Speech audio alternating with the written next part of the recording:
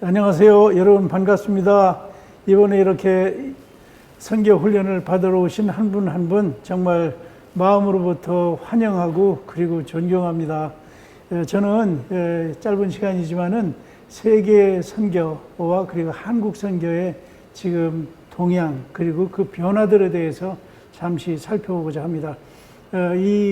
이것들을 우리가 살펴보는 이유가 있다면 이 일을 통해서 우리가 지금 세계 선교가 어느 방향으로 가야 되는 것 우리가 잘 이해할 뿐만 아니라 여기에 대해서 우리가 어떻게 대처하고 어떻게 우리가 선교에 동참할지 그 지혜들을 우리가 갖게 되죠. 그렇기 때문에 무엇보다도 이 동향을 아는 것은 참 중요하다 그렇게 생각합니다. 이 세계 선교는 어디로부터 시작됐습니까? 여러분 잘 아시는 것처럼 120명의 마가 다락방에 모였던 제자들이 성령의 충만을 받고 그로부터 예루살렘으로부터 시작해서 온 유대와 사마리아와 땅끝까지 가게 되죠. 그것이 이제 AD 1년이다. 그런데 바로 AD 30년, 30년이다. 그렇게 볼 수 있겠죠. 이렇게 예루살렘으로부터 시작한 이 복음이 이제 500년에 걸쳐서 많은 고난도 있지 않습니까? 하지만은 콘스탄틴 대제에 의해서 AD 313년에 기독교가 공인이 된 후부터 이제 순통을 타게 되죠. 그러면서 500년도까지는 이렇게 잘 세워져 갔습니다만 그 다음으로부터 이제 중세 교회가 시작되는데 1000년에 걸쳐서 500년부터 1500년까지 이 시간들을 통해서 암흑의 그런 시간을 갖게 되죠. 그런 암흑의 시간을 가지면서도 하나님께서는 이 켈틱이라는 이 교회를 통해서 선교 운동을 계속 할 수 있도록 명맥을 잘 유지시켜 줬던 것들을 보면 참 하나님의 손길이 계속해서 그 선교하는 일 가운데 하나님이 일을 하고 계셨다 그렇게 볼 수가 있죠. 그 후로 이제 중세를 넘어서 이제 근세로 넘어오면서 종교 개혁과 더불어 이제 선교 운동이 계속해서 이제 활발하게 일어나죠. 캐톨릭에서는 제수잇 예수회 운동을 통해서 선교 운동이 일어났고요. 그리고 개신교 쪽에는 이 모라비안 경건주의 운동을 했던 그 파벌의 한 부분 그 그룹들이죠. 모라비안 교도들이 해서. 그리고 그 후에 16세기죠. 17세기 초반부터 이제 윌리엄 캐리가 등장을 해서 인도로부터 그 세계 선교가 이제 되죠. 그러면서 이제 근대 개신교회가 계속 되죠. 바로 이제 영국과 미국을 중심으로 해서 거기에 대각성 운동이 일어나고 그리고 도쿄에서 학생 자발 운동이 일어나면서 세계 선교가 막 일어나죠. 사실 이 세계 그 학생 지원 자발단이죠. 이런 운동을 위해서 거기에서 부흥의 경험을 받고 은혜를 받았던 학생들이 사실은 우리 한국으로 중국으로 이렇게 오게 되죠. 그러면서 그때 참 많은 이들이 참 헌신을 한 결과 지금 우리 한국 교회의 뿌리가 됐다 그렇게 생각할 수도 있겠죠. 자, 그 후로 이제 빌리 그레함이라든가 마틴 로이드 존스라든가 이런 분들에 의해서 계속해서 선교 아니면 복음이 잘 또 이렇게 가르쳐졌다 그렇게 볼 수 있겠죠. 그런 면에서 선교 역사가 지금도 계속해서 이 흐름을 통해서 이루어지고 있습니다만, 자 그렇다면 이 세계 선교를 우리가 보는 데 있어서 지금 세계 인구가 어떻게 되는가? 세계 인구가 지금 79억입니다.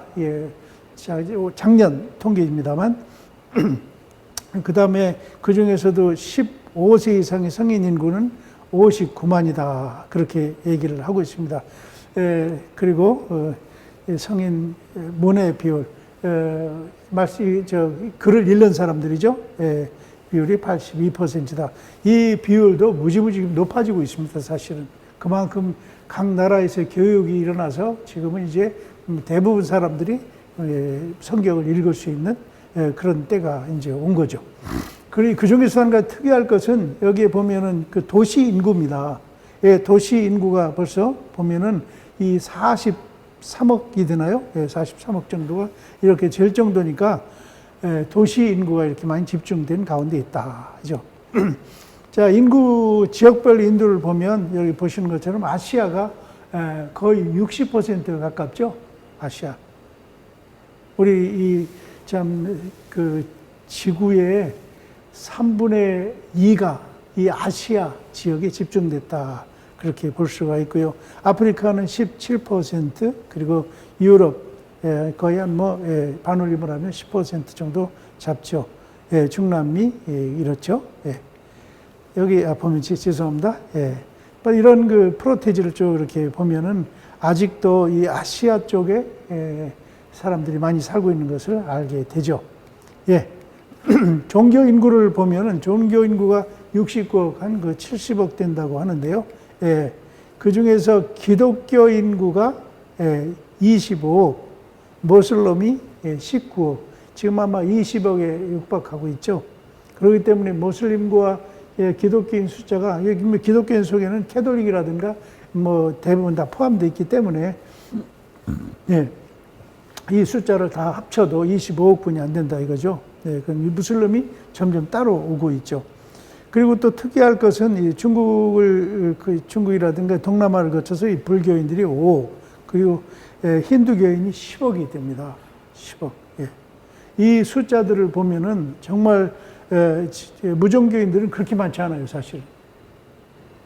그렇기 때문에 우리 기독교로 하여금 우리 무종교뿐만 아니라 이미 종교를 가지고 있는 이 힌두교, 무슬림 이런 속에 잡혀 있는 종교인들까지 우리가 선교의 대상이 될 수 있죠.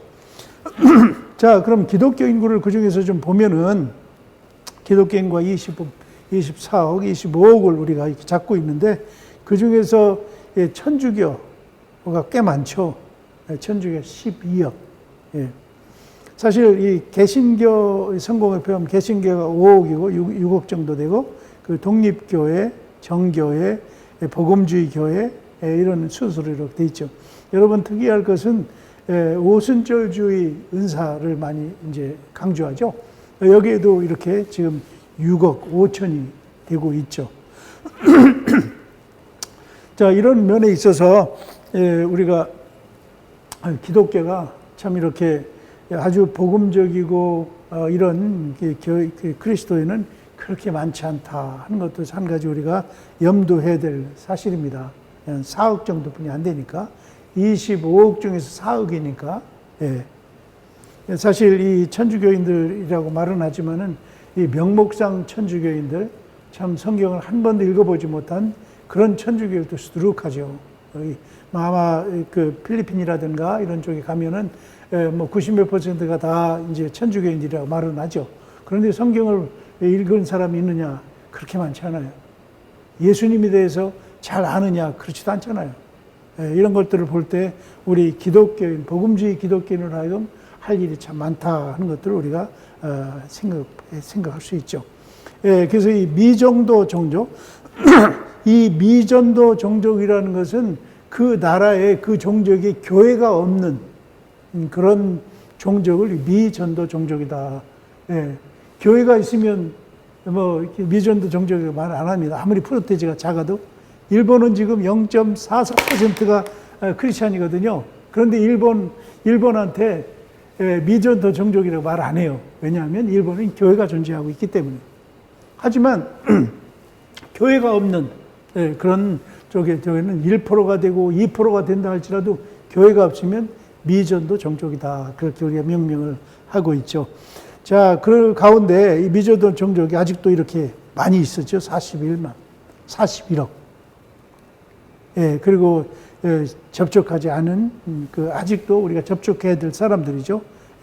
2억 넘게 있죠. 2억 1,300만 명이 지금 존재하고 있다. 그렇게 볼 수 있고요. 자, 여기에 보면 세계 기독교 사역을 하고 있는 사역자가 얼마나 되는가?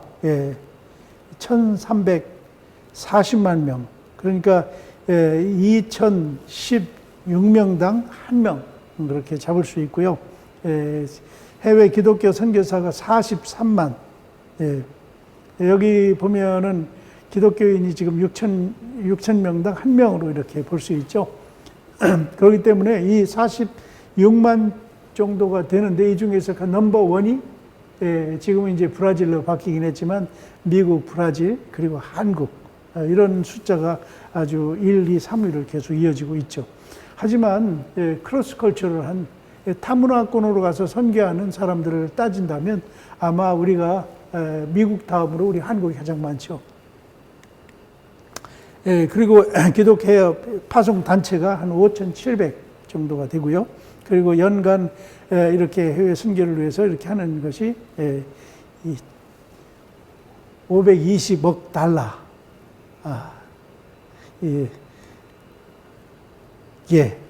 또 여기 미부고마 인구도 22억이 되고 있다. 이것은 우리에게 던져준 숙제라고 말할 수 있죠. 그 중에서도 세계 지도를 쭉 보시면은 1040 윈도우라고 여기 보면 이 지역이 거의 복음을 참 듣지 못했어요. 많이. 그리고 복음화율이 가장 낮아요. 여기 보면 이 뭡니까? 여기가 이제 인도가 되겠죠. 그리고 여기가 중국, 그 일본이 바로 여기 있죠. 1040에. 그리고 여기 이제 아프리카 나라 중동 국가들이 쭉 이렇게 있죠. 무슬림들 많이 살고 있죠.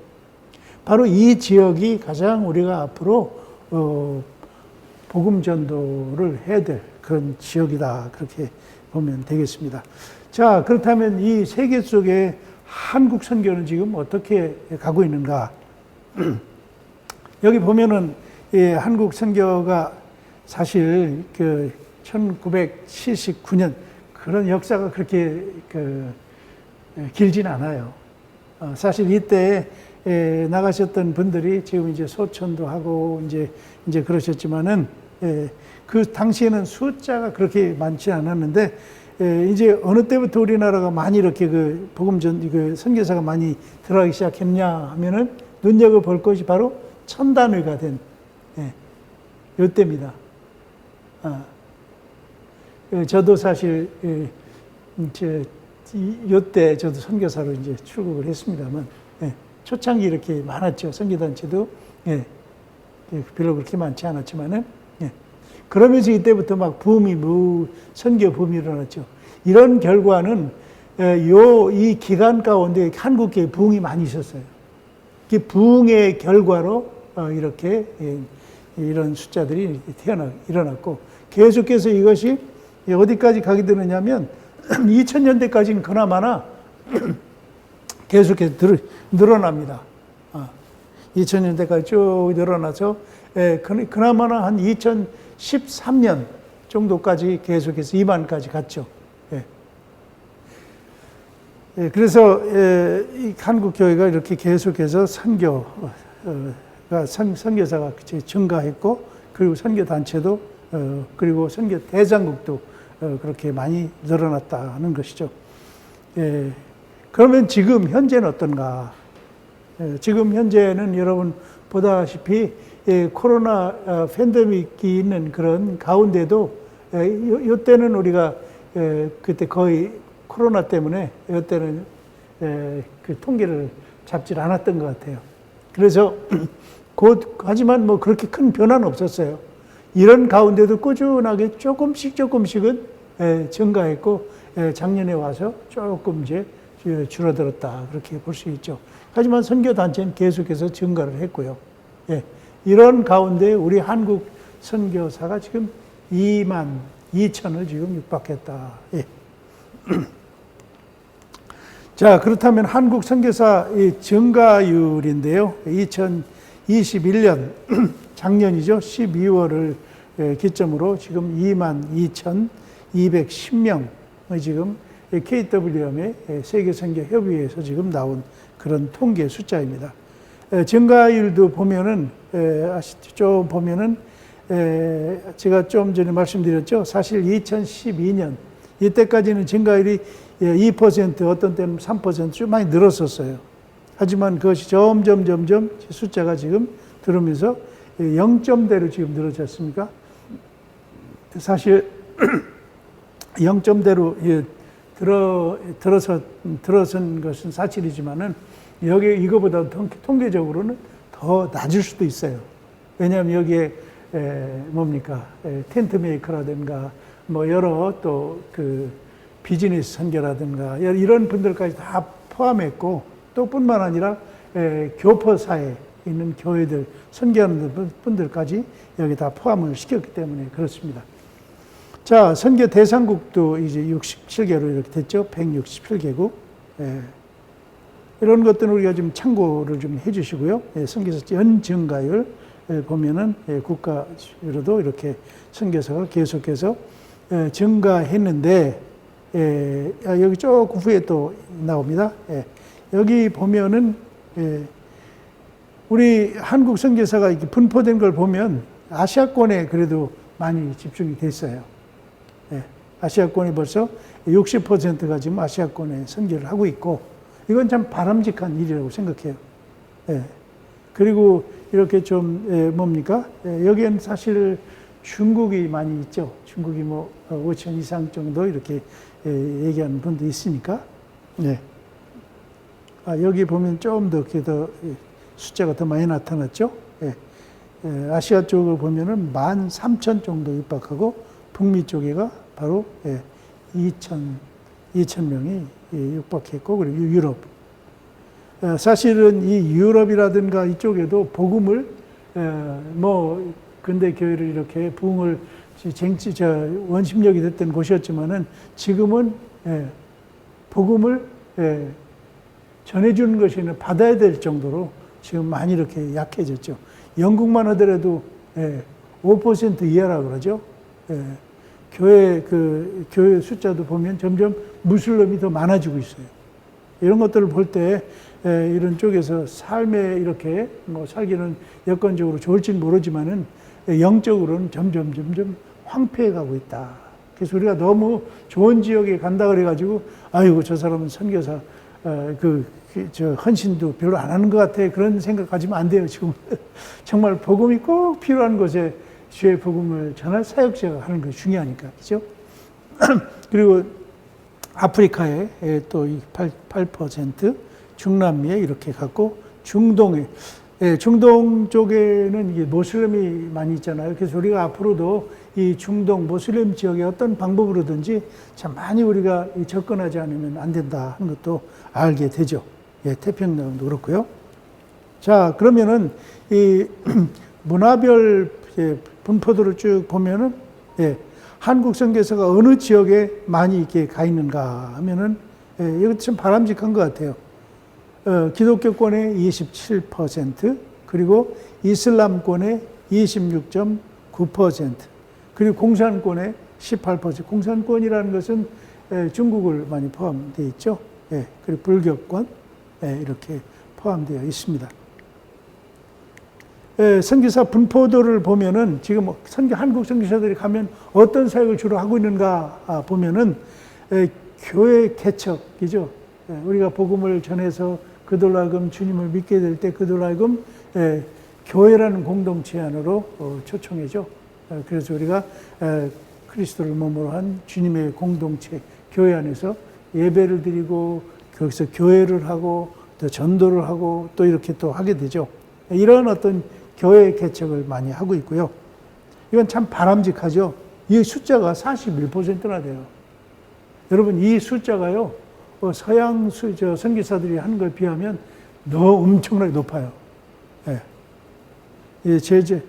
제자 훈련, 그리고 선교 동원, 이런 선교사 분표들이 많이 있죠.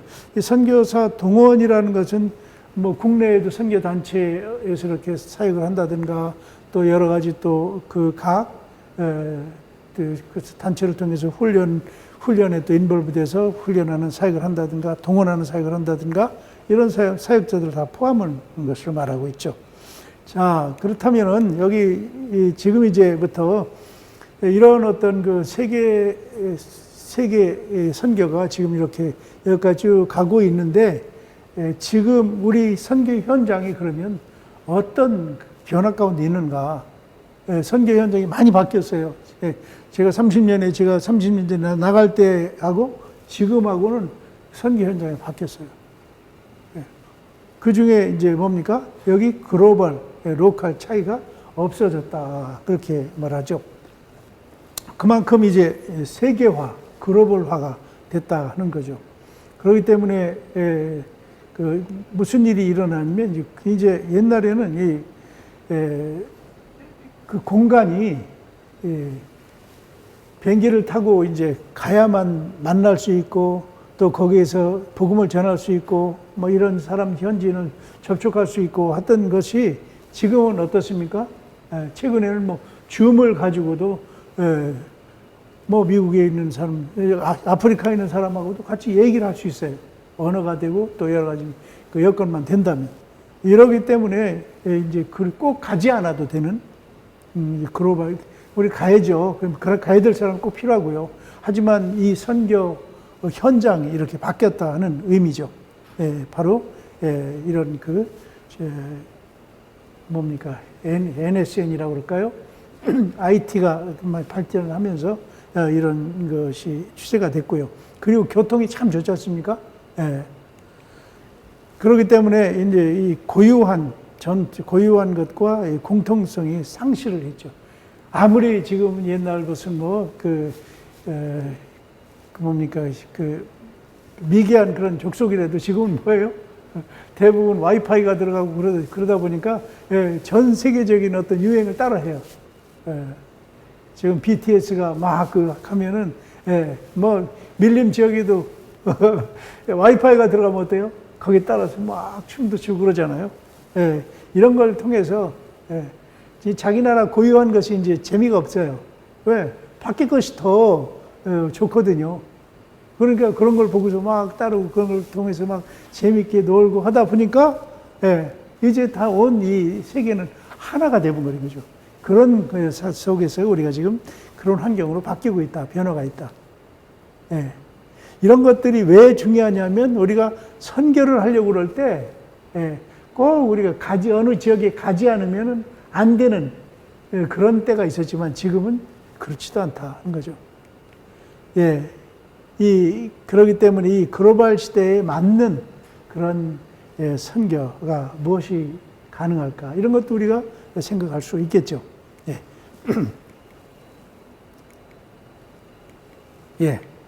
그리고 또 한 가지는 도시화가 됐어요. 점점 이 농촌이라든가 이런 속에는 일본도 그렇지만 우리 한국도 대부분 농촌에도 점점 젊은 사람들이 다 도시로 오게 되잖아요. 사실 여건적으로도 이제 도시 쪽으로 오면 그래도 생활 여건도 그렇고 임금 차도 그렇고 여러 가지 또 편리한 것도 있고 그러니까 대개 젊은 사람들이 도시로 집중해요. 그것이 꼭 우리나라만 그런 거 아니고 일본만 그런 거 아니고 잘 사는 선진국만 그런 게 아니라 중국에서도 그렇고 태국에서도 그렇고 인도네시아도 그렇고 가능하면 떠나는 거예요. 고향을. 그러면서 어디로 옵니까? 도시로. 그렇기 때문에 지금은 이렇게 대도시에 100만 이상이 출현하는 데가 엄청나게 많아졌어요. 고대는 하나뿐이 없었는데 로마에. 그런데 점점 많아져서 2017년도에는 100만 명 넘는 도시가요.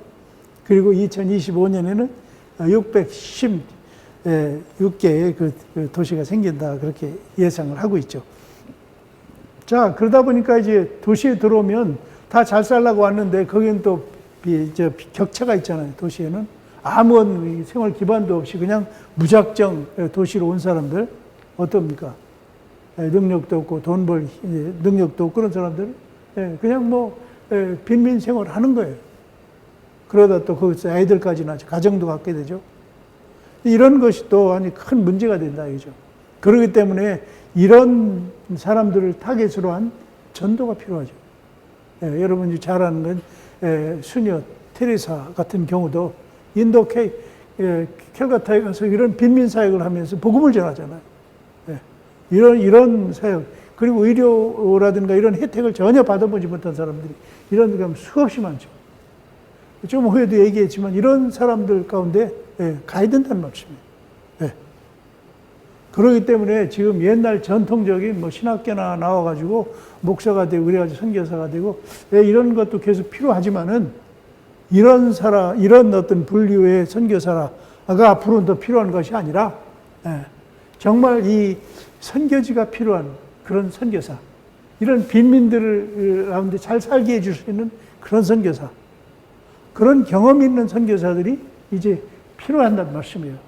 그래서 어느 면에 있어서는 이렇게 여러분들 이렇게 훈련받고 있는 여러분들이 이제 기회가 하나님이 이렇게 이런 기회를 통해서 부르시는 게 아닌가 할 생각도 듭니다만,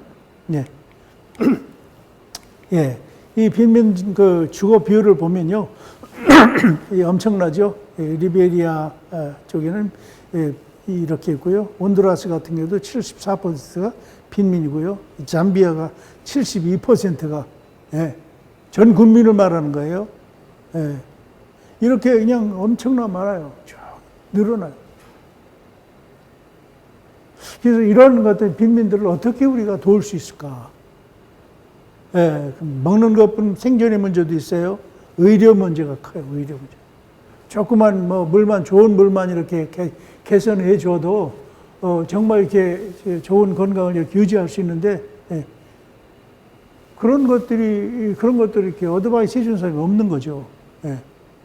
그리고 그런 것들이 이렇게 지역 개발을 잘 해줘야 될 사람들이 가서 이렇게 좋은 물만 만들 수 있도록 우물만 하나 잘 이렇게 파줘가지고 마실 수 있도록 해줘도 많이 이렇게 퇴치가 될 텐데, 이런 면에 있어서 우리가 좋은 어떤 그런 환경 속에 우리가 살고 지식도 많고 또 여러 경험도 있는 이런 전문가들이 이제 이런 쪽으로 많이 가는 게 필요하죠.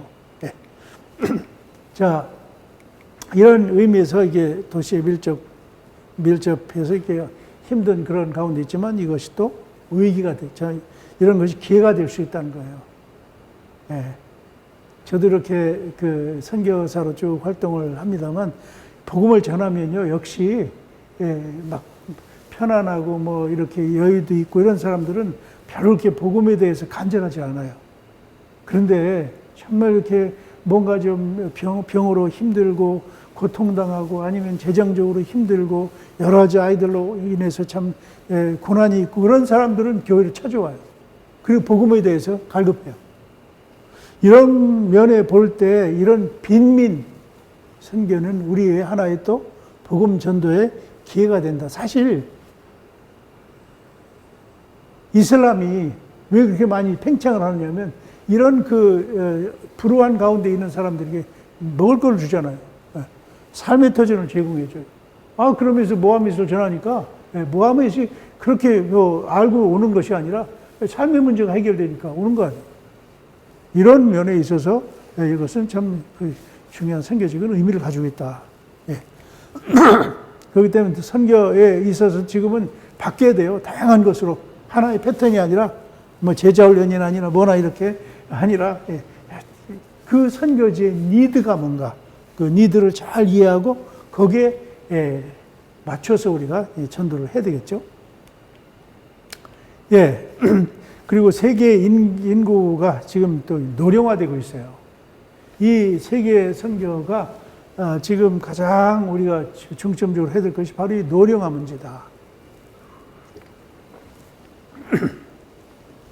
이 노령화가 어떻게 심각하게 되고 있느냐면은 여기 노령화 이렇게 25년만 하더라도 노령화 인구가 이제 25 그리고 25억 중에서 5.1%였지 않습니까? 노령화 인구가. 그런데 2015년에 보면은 73억 정도가 되죠. 73억. 그리고 여기 노령화 비율이 8.3%. 이런 것이요. 2060년에 가면은 인구가 이제 100억이 넘죠. 그렇게 될 때 18%까지 노령이 생긴다 이거죠. 그건 참 재미난 것은 일본에서 이 통계를 냈는데 보면은 다른 부분도 이렇게 좀 이렇게 보면 좋겠지만은 우리 여러분 한국 한번 보세요. 이 우리 한국이거든요. 예, 우리 한국의 이 그래프가 이래요. 일본은 이래요. 일본이고 이게 한국인데 한국이요. 2060년 쯤에 가면은요. 이렇게 세계에서 이 아시아권의 아시아에서 넘버 2 이게 지금 이제 이게 싱가포르거든요. 이렇게 한국에도 노령화가 급속도로 간다 이거죠. 이것이 바로 이제 지금 우리 그 세계가 지금 이렇게 변하고 있다 하는 것이죠. 예, 이런 부분도 좀 계속해서 우리가 볼 필요 있고요. 그래서 여기 참 재미난 사실은 2065년에 가면은 2060년에 55 가면 이게 일본 통계청에서 나온 거예요. 우리 한국이 노령화가 가장 높다는 거예요. 42%죠. 이제 아닌 말로 말하면 뭐 노인들이 한 뭐 그때쯤 되면 반 이상이 반 정도가 노인에 가깝다. 그것도 가장 두드러진 게 한국이다. 왜? 안 나니까 안 낳고 계속해서 인구 줄어드니까 이런 현상이 그 걱정이 돼요, 사실. 예. 자, 그렇게 되면은 이 노령화, 이 나이가 이제 들어가는데 나이가 든다 그래서 다 나쁜 게 아니잖아요. 나이 있으신 분들이 뭐예요? 사회 경험도 있고 여러 가지 선교에 대한 경험도 있을 수 있고 의료에 대한 경험도 있고 노하우를 많이 알잖아요.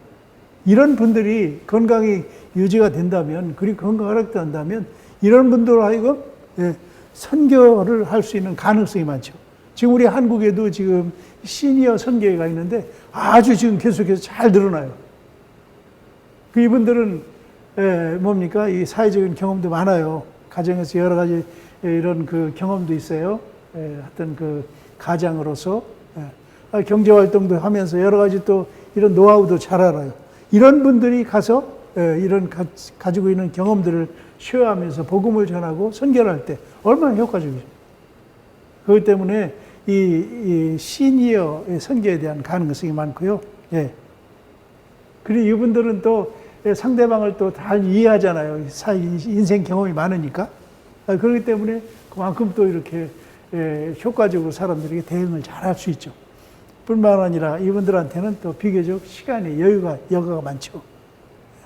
뭐 연금이 뭐 어느 정도 나오게 되겠고, 그리고 여러 생활 기반도 이렇게 다져진 그런 분들이라면, 이런 시간들을 위해서, 주님을 위해서, 주의 나라를 위해서, 뭐, 평생은 안 가시더라도 건강이 좋을 때 1년 갈 수도 있고, 6개월을 갈 수도 있고, 기존 선교사님들이 계신 데 가서, 가서 옆에 가서, 그냥, 도우면서 자기 가지고 있는 그 은사를 통해서 이렇게 얼마든지 선교할 수 있죠.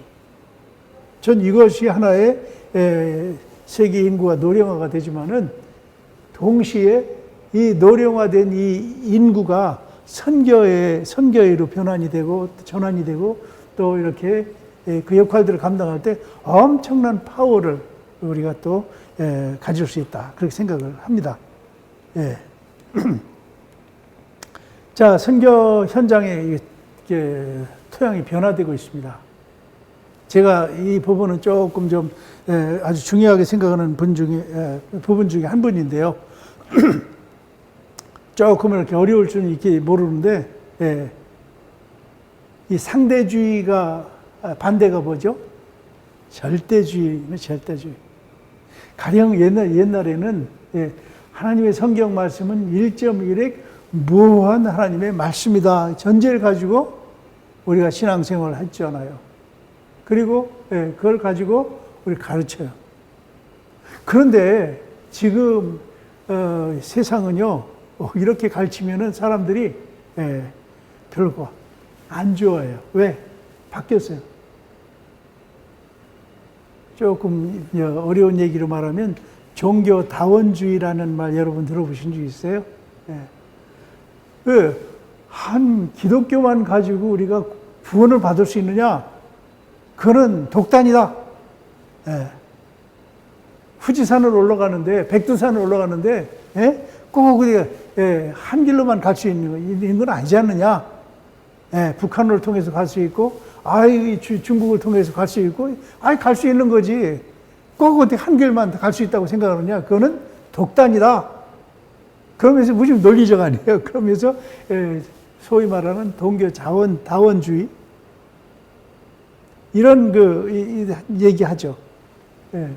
모든 것이 다 일반적인데 일반적인 생각으로 우리가 생각을 해야지 꼭 유일하고 절대적인 거는 우리가 기독교의 성경만이 절대적이라 무슨 근거로 그러느냐? 그러면서 이제 아주 막 이성적으로 논리적으로 이렇게 하죠. 예.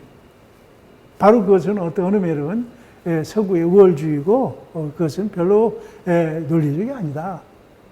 특히 일본 가서 복음을 전하다 보면은요, 강대상에서 설교를 할 때도 나는 예수 그리스도가 나의 주인이라고 나는 그렇게 생각합니다. 그렇게 우리가 얘기를 할 때 그 설교자가 인정을 받죠. 억셉트가 되죠. 그냥 예수님은 나의 구원자입니다. 우리의 구원자입니다. 그렇게 말하면 싫어해요.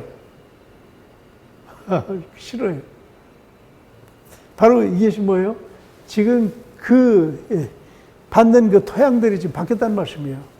여러분, 지금 60대, 70대 분들은 이런 얘기 하면은, 좀 이게 무슨 얘기인가 할지 모르겠지만은 지금, 20대, 30대, 40대만 하더라도요, 옆에서 막 그냥 푸시람이 싫어해요. 왜 그런지 아세요? 그런 교육을 받은 거예요. 그런 문화 속에서 계속해서 자란 거예요.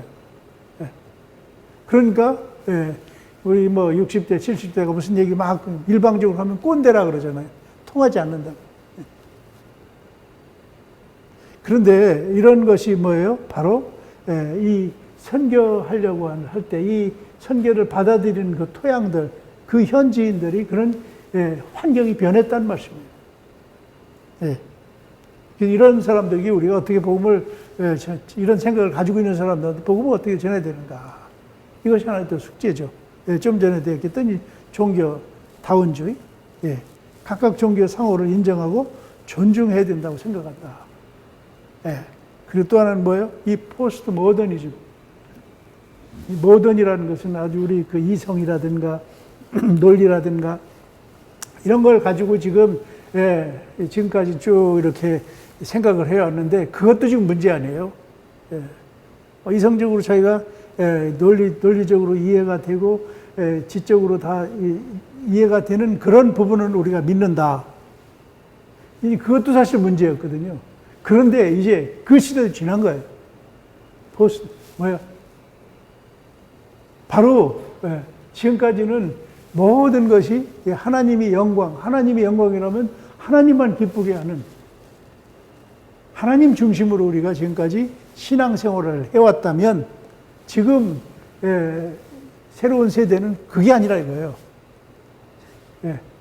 하나님도 나를 기쁘게 하기 위해 해주지 않으면 소용없다 이거예요. 뭐든지 내가 기뻐야 되고 내가 즐거워야 되고 내가 자유롭고 내가 평안해야 돼요. 그런 것이 기준이에요. 내가 나 자신이. 그렇기 때문에 요즘 20대, 30대, 40대도 그래요. 누가 옆에서 막 강요하고 하면은요, 아주 싫어해요. 아주 싫어요. 하지만, 이 세대를 이렇게 비율을 맞추고 그들이 뭘 원하는지 이런 것들을 잘 이렇게 좀 거기에 눈높이를 맞춰서 이렇게 가지 않으면은요, 괜히, 문제만 일으켜요.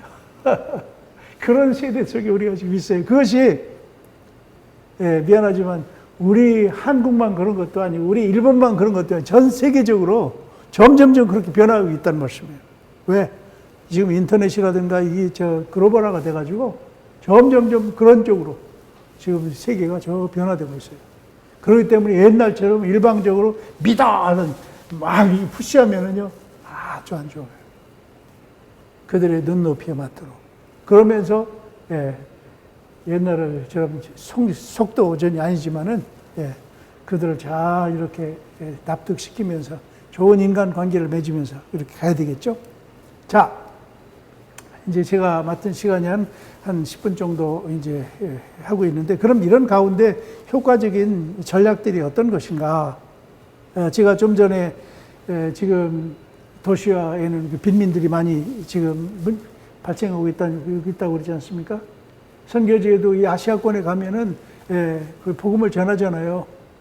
복음을 전하면 어떤 사람 잘 이게 순수하게 믿어요. 그리고 받아들이고 세례도 받아요. 그런데 주일날 교회 잘 못 나와요. 왜? 삶의 문제가 해결 안 되니까. 비근한 예로는 어떻게 해요? 뭐 도시로 나가서 세례를 받은 아이들이 가서 그냥 나쁜 짓을 해요. 왜? 그렇게 하면 살 수가 없으니까. 이런 어떤 가운데 지금 바로 영적인 문제만 해결이 중요한 게 아니라 총체적인 내 육신의 문제, 물질적인 문제, 정신적인 문제, 이런 것까지 총괄적으로 우리가 잘 통합적으로 복음을 전하지 않으면 사실 거기에는 제한적이다 하는 것이죠. 필리핀에서 그런 예들이 많이 있지 않습니까? 복음을 전했는데 조금 국민학교 다닐 때는 막 이렇게 교회도 열심히 오고 그랬는데 졸업하고 이제 조금 나이니까 도시로 가요. 도시에 가서 뭐예요? 여자들 같은 경우는 막 몸도 팔고 막 이래요. 왜? 그렇게 안 하면은 돈을 벌어서 자기 어머니 아버지도 부양해야 되고 시골에는 자기 동생도 부양해야 되는데 하지만은 그런데 가서 그들이 잘 일해서 좀 어머니가 될 수 있도록 돈을 벌어서 생활할 수 있도록 그런 환경을 만들고 그런 지역사회에서 그런 일들이 가능하도록 이렇게 만들어줄 때 삶의 문제가 잘 해결될 때 자신도 보호를 받을 수 있는 거죠. 이런 의미에서 영적으로 우리가 복음만 가르치고 또 성경만 가르치고 이런 거 중요하죠. 중요하지만은 이 동시에 우리가 이런 삶의 문제까지도 잘 이렇게 할 수 있도록, 그러기 때문에 바로 전통적인 목회자 선교사만 필요한 게 아니라 우리 삶 속에서 우리가 여러 가지 노하우를 경험했던 이런 어떤 그런 것들을 가서 어떤 분은 뭐 바느질도 가르쳐주고 어떤 분은 가서 뭡니까 농사 짓는 것도 가르쳐주고 어떤 분은 가서 닭 키우면서 이렇게 막 그 소득을 올리는 것도 가르쳐주고 그러면서 한 부분이 아니라 여러 분들이 같은 힘을 이뤄서 그 공동체를 도와주는 거죠. 그렇기 때문에 여러분들 한 분 한 분이 다 필요해요, 지금은. 그래서 이런 어떤 그 총체적인 선교가 필요한 지금 시대 가운데 우리가 있다라는 사실이고요. 바로 그 비즈니스이죠. 이 특정한 직업이라든가 자기의 어떤 은사라든가 경험, 참 중요해요. 저는 오히려 목회자 선교사보다 이런 비즈니스 전문인 선교사들이 더 필요한 시대에 지금 와 있지 않나 하는 생각이 들어요. 왜냐고요? 두 가지 이유인데 하나는 좀 전에 제가 말씀했듯이 이 지금 삶의 문제를 해결해 줄 수 있잖아요. 전문적인 자기의 어떤 뭐 조그마한 공장을 지은다든가 아니면 조그마한 어떤 뭘 설립해가지고 그걸 통해서 사람들로 하여금 잘 이렇게 일어날 수 있도록 도와줄 수 있고요. 또 하나는 뭔지 아세요? 이 일들을 통해서 복음이 전해지는 거예요. 컨택 포인트가 생겨요. 내가 이렇게 돈 벌게 해주겠다, 뭐 정말 이렇게 뻥치는 건 아니지만, 그래서 이렇게 사람들이 오잖아요. 그럼 복음, 처음부터 막 복음을 전하면 이 컨택 포인트가 없으니까, 신뢰관계가 없으니까, 내가 무슨 좋은 말을 해도 안 들어요. 하지만, 이렇게 일하면서 자기한테 이렇게 돈 버는 것도 알려주고 또 여러 가지 하면서 인간관계가 되잖아요. 신뢰관계가 되잖아요. 그럴 때, 이 사람이 이렇게 친절하게 나한테 해줄까? 이 사람은 뭐가 다를까? 보니까, 성경은 읽어. 보니까 주일날 예배를 드려. 그리스도인은 뭐가 다르네. 그러면 자연스럽게 네가 믿는 하나님이 누구입니까? 당신이 읽는 성경 말씀 좀 가르쳐 주세요. 그러면서 자연스럽게 우리 복음을 전할 수 있는 거예요. 그리고 또 한 가지 더 얘기한다면 중국이라든가 이런 그 모슬림 국가에서는 우리가 일반 선교사는 비자를 못 받지 않습니까? 그런데 이 비즈니스라든가 전문인들은 비자 받는 것이 뭐 문제가 되지 않죠. 전문인으로 가서 들어가는 거니까. 이런 면에 있어서 이런 그 비즈니스 전문인 선교사들이 많이 필요하다는 것이고요. 또 이주민 선교예요. 이주민 선교. 지금은 우리 한국에도 이주민이 지금 200만, 300명이 지금 한국에 들어왔지 않습니까? 이런 분들이 와서, 지금은 옛날에는 찾아가지 않으면 만날 수 없었던 네팔에서 온 사람, 몽골에서 온 사람, 우즈베키스탄에 온 사람, 여러 사람들이 오잖아요. 이런 분들이요, 우리가 참 우정관계를 만들고 친밀한 관계를 만드는 거예요. 우리 지샘병원에도 이렇게 보면은 러시아에서 오신 분들, 어디 제3국에서 오신 분들 있잖아요. 좋은 관계를 맺어요. 아유, 한국말도 잘 모를 텐데, 어디 내가 좀 도와줄까요? 하면서 좀 친절하게 해주고, 좀 위로도 해주고, 그러면서 좋은 관계를 맺어가는 거예요. 그러면서, 그들이 이렇게 하다 보면, 점점 더 신뢰해 주겠죠. 의식적으로 하루아침에 막, 배부르려고 하지 말고요. 조금씩. 그러다 당신 정말 뭐 필요하면은 내가 도와줄 테니까 나한테 연락 줘요.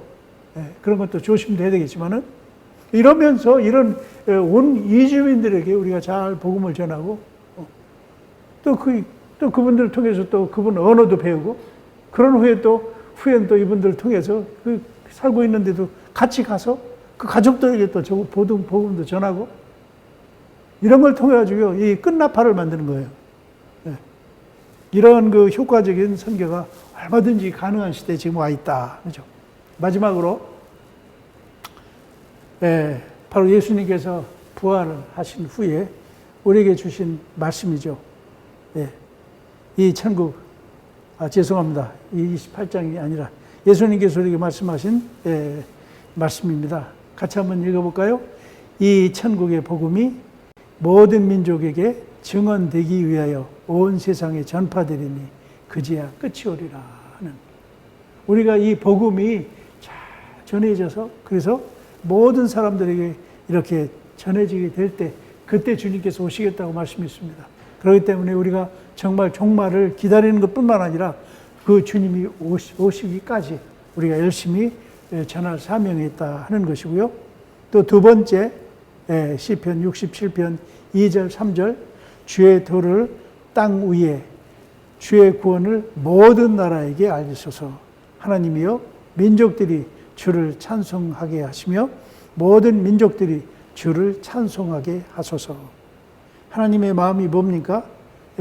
한 민족으로부터 우리가 예배를 받고 한 민족으로부터만 하나님이 찬송을 받는 것이 아니라 하나님 아버지의 마음은 주의 구원이 모든 나라에게 알려지고 그리고 모든 민족들로 하여금 찬송받게 하는 것이, 찬송을 받고 싶어 하는 것이 주님의 마음이다 하는 것이죠.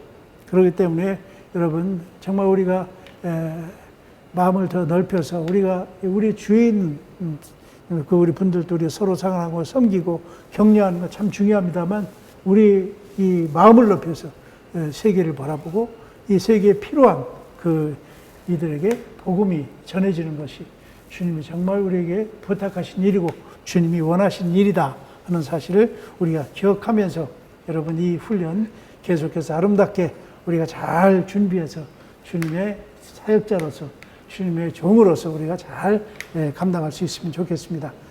감사합니다. 이조 됐습니다.